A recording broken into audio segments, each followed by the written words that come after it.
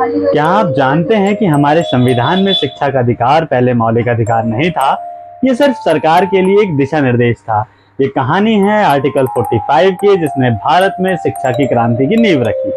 Article 45 हमारे राज्य की नीति निर्देशक सिद्धांतों डीपीएसपी का एक महत्वपूर्ण हिस्सा है। जब संविधान बना था तब यह कहता था कि राज्य संविधान के प्रारंभ से 10 वर्ष की अवधि के भीतर के सभी बच्चों के लिए, जब तक कि वे 14 वर्ष की आयु पूरी नहीं कर लेते, निःशुल्क शिक्षा और अनिवार्य शिक्षा प्रदान करने का प्रयास करेगा।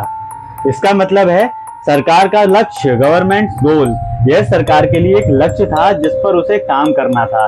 यह कानूनी तौर पर बाध्यकारी नहीं था।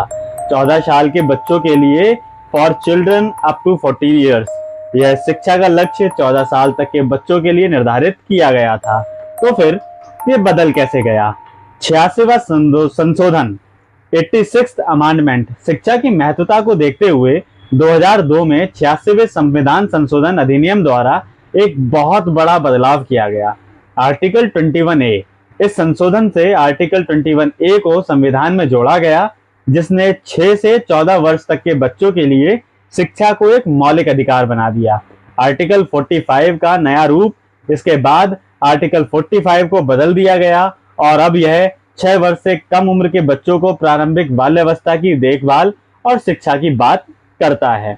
आर्टिकल 45 की कहानी हमें बताती है कि कैसे हमारा संविधान समय के साथ बदलता है और नागरिकों के अधिकारों को प्राथमिकता देता है। अपने संवैधानिक ज्ञान को बढ़ाने के लिए जुड़े रहें हमारे साथ। मिलते हैं अगली वीडियो में, तब तक के लिए नमस्कार।